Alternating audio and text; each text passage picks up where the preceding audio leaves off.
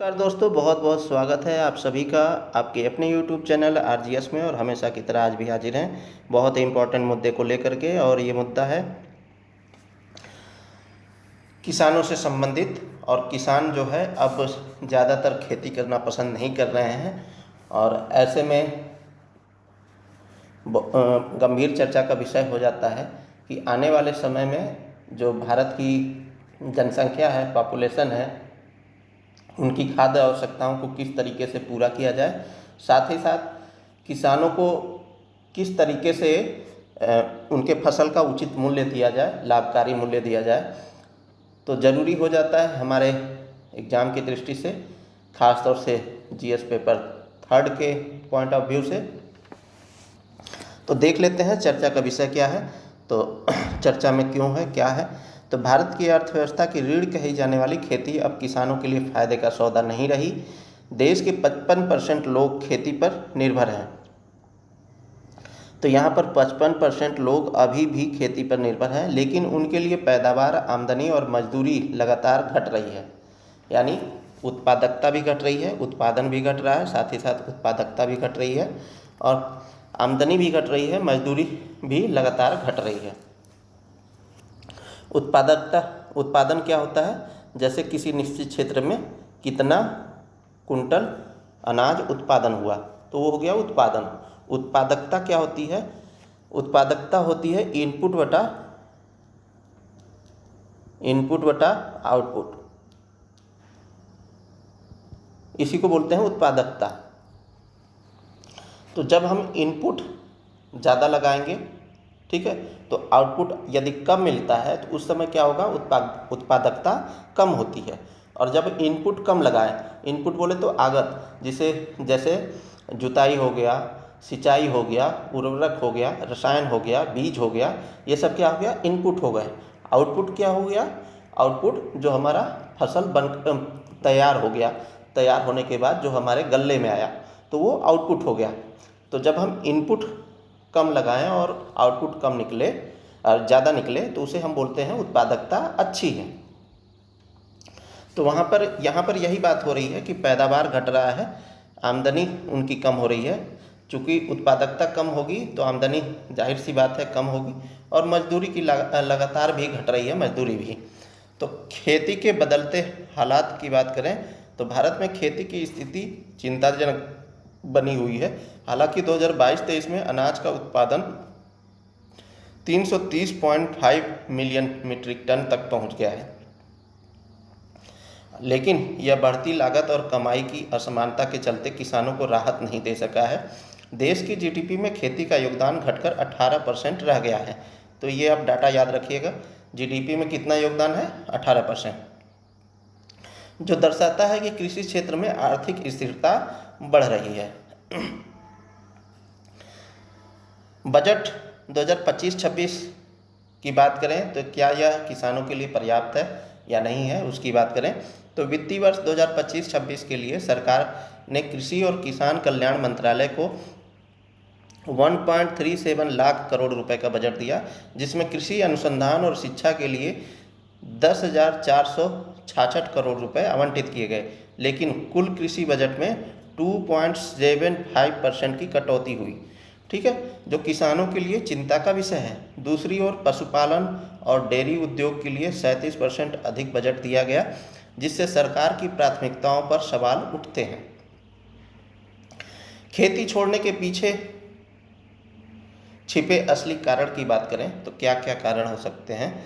तो सरकारी रिपोर्टों में दावा किया गया है कि किसान शहरीकरण और अन्य सेक्टरों में रोजगार की ओर बढ़ रहे हैं, लेकिन ज़मीनी हकीकत कुछ और ही है। कौन कौन सी कारण हैं, तो कम आमदनी हो रही है।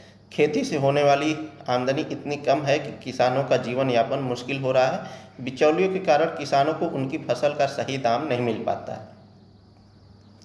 जो आप मंडी सुनते हैं ना, मंडी,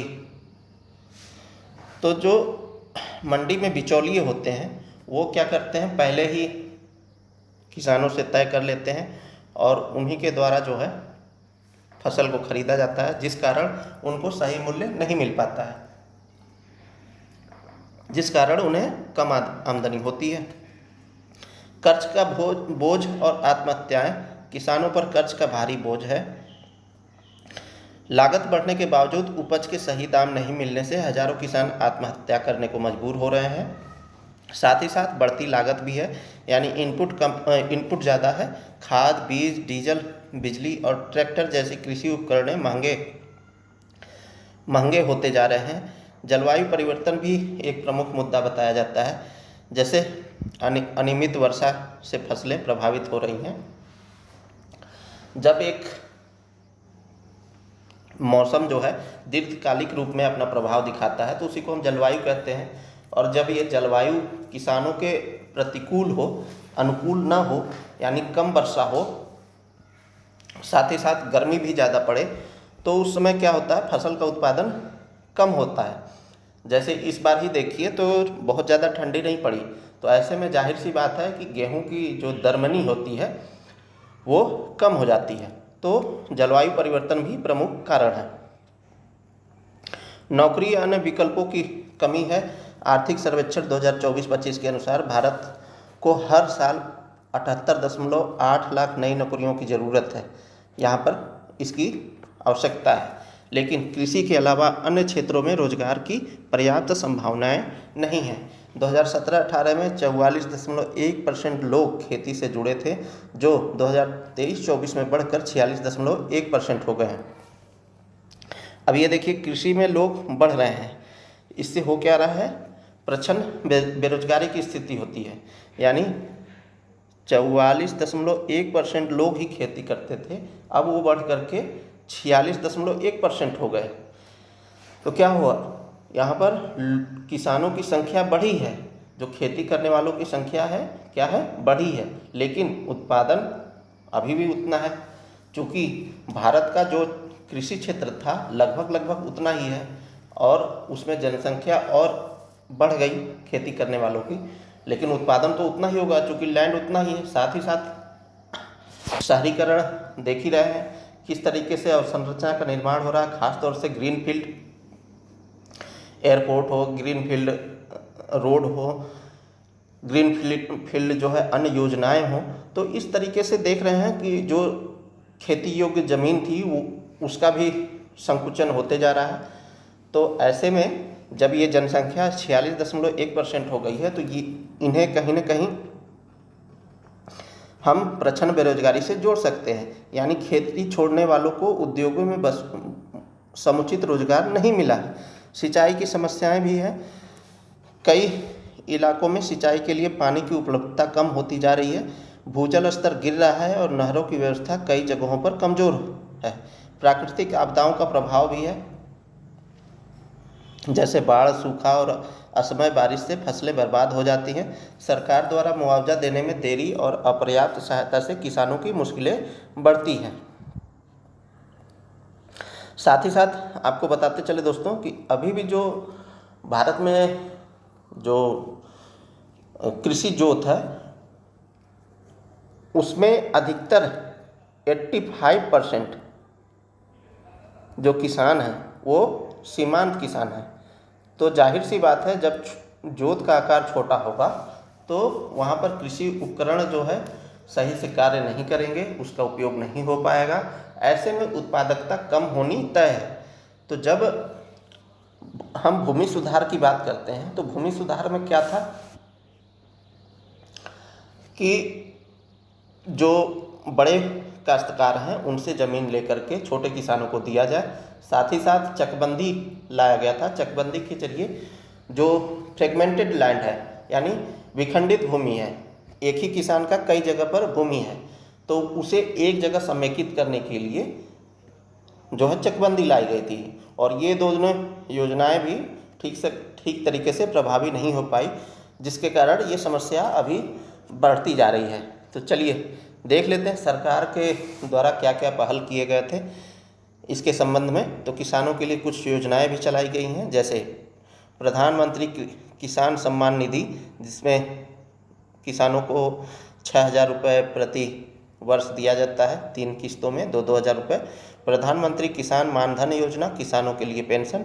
प्रधानमंत्री फसल बीमा योजना, पुनर्गठित मौसम आधारित फसल बीमा योजना, फसल खराब होने पर बीमा उपलब्ध कराया जाता है। संशोधित ब्याज सहायता योजना, किसानों के लिए कम ब्याज पर कर्ज।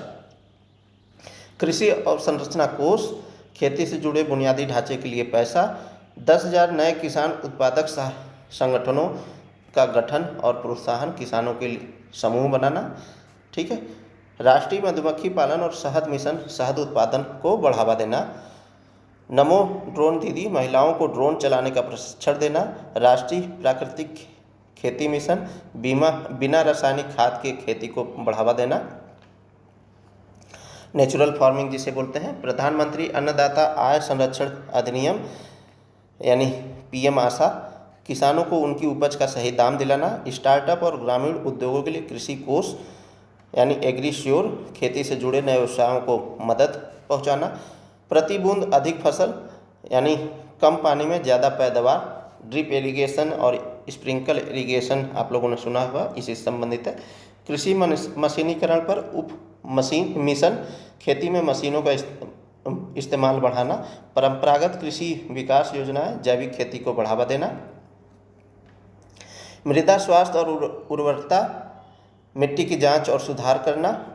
बागानी क्षेत्र विकास, बिना सिंचाई वाली खेती को बढ़ाना।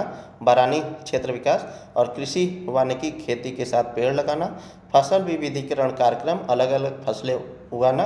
कृषि विस्तार पर उप मिशन यानी किसानों को नई तकनीकें सिखाना। बीज और पोषण सामग्री पर उप मिशन, अच्छे बीज उपलब्ध कराना। राष्ट्रीय खाद्य सुरक्षा और पोषण मिशन, खाने की सुरक्षा और पोषण उपलब्ध कराना। साथ ही साथ कृषि विपणन के लिए एकीकृत योजना, उपज बेचने में मदद। बागवानी के लिए एकीकृत विकास के लिए मिशन, फल सब्जियों की खेती को बढ़ावा देना। खाद्य तेलों पर राष्ट्रीय मिशन, पाम तेल उत्पादन का बढ़ाना। खाद्य तेलों पर राष्ट्रीय मिशन, तिलहन का उत्पादन बढ़ाना। पूर्वोत्तर क्षेत्र के लिए जैविक मूल्य श्रृंखला विकास मिशन, पूर्वोत्तर में जैविक खेती को बढ़ावा देना। डिजिटल कृषि मिशन, खेती में तकनीक का इस्तेमाल बढ़ाना। राष्ट्रीय बांस मिशन, बांस की खेती को बढ़ावा देना। ये सब प्रमुख योजनाएं थे। क्या खेती छोड़ना वैश्विक ट्रेंड बनता जा रहा है? तो अमेरिका में भी किसानों की संख्या घटी है। 1935 में वहाँ 68 लाख खेत थे, जो 2024 में घटकर 18.8 लाख रह गए हैं। इसका मुख्य कारण औद्योगिक विकास और आधुनिक कृषि तकनीकों का विस्तार था। भारत में भी तकनीकी प्रगति हो रही है, लेकिन यहाँ पर किसान आज भी आर्थिक अनिश्चितताओं से जूझ रहे हैं। अब ये तो हो गया प्रमुख चर्चा और किस तरीके से योजनाएं थी। आगे के समाधान की बात कर लें तो एमएसपी को कानूनी रूप देना। अभी किसान बहुत सारे जो है अपनी मांगों को लेकर के धरना प्रदर्शन कर रहे थे, तो वो कानूनी रूप मांग रहे हैं, उसे कानूनी रूप दिया जाए। होता क्या है कि जब भी सरकार जो है फसलों के लिए एमएसपी की घोषणा करती है और गन्ने के लिए एफआरपी की घोषणा करती है, यानी कुल मिलाकर के 23 फसलों को एमएसपी में शामिल किया जाता है। लेकिन जब भी आप देखते होंगे तो जब खरीदने की बारी आती है तो जो गवर्नमेंट है या उसकी संस्था है ज़्यादातर गेहूं और चावल को खरीदने पर वरीयता देती हैं, ठीक है, और अन्य फसलें जो हैं किसान बिचौलियों के हाथों बेचने के लिए मजबूर होता है। ऐसे में क्या होता है, किसानों को कम आमदनी होती है, उसकी आय की सुरक्षा नहीं हो पाती है। तो लाजमी है एमएसपी को कानूनी रूप दिया जाए, कृषि लागत में कमी किया जाए, जैसे सब्सिडी बढ़ाकर खाद, बीज और ट्रैक्टर जैसी चीज़ों को किफ़ायती बनाया जाए। अब यहाँ पर देखिए WTO का विवाद खड़ा हो जाता है, लेकिन जब हम करना चाहें, सरकार करना चाहे तो उसे इनडायरेक्ट वे में कर सकती है, ठीक है। और कृषि आधारित उद्योगों को बढ़ावा दिया जाए, कृषि उत्पादों के प्रोसेसिंग और निर्यात को प्रोत्साहित किया जाए, प्रत्यक्ष लाभ हस्तांतरण को बढ़ावा देना, किसानों को सरकारी सहायता सीधे खातों में दी जाए, साथ ही साथ खाद्य प्रसंस्करण उद्योगों को बढ़ावा देना। जो भी रॉ मटेरियल हैं, जब हम उन्हें किसी दूसरे रूप में परिवर्तित कर देते हैं और उसे डिब्बाबंद के रूप में बेचते हैं मार्केट में या पैकेट में बेचते हैं, तो क्या है, उसकी वैल्यू बढ़ जाती है। ऐसे में किसानों को भी लाभ मिलेगा और जो भारत में खाद्य ज़रूरतें हैं बदलते परिवेश में, भागम भाग बड़े भरे दौर में, वो भी पूरा हो सकेगा। हम अन्य देशों से आयातित वस्तुओं पर, खाद्य पदार्थों पर निर्भर नहीं रहेंगे। तो ये थे प्रमुख समाधान का रास्ता। ठीक है, तो ये था दोस्तों आज के लिए प्रमुख टॉपिक। मिलते हैं किसी नेक्स्ट वीडियो में, तब तक के लिए बहुत बहुत धन्यवाद, शुक्रिया, जय हिंद।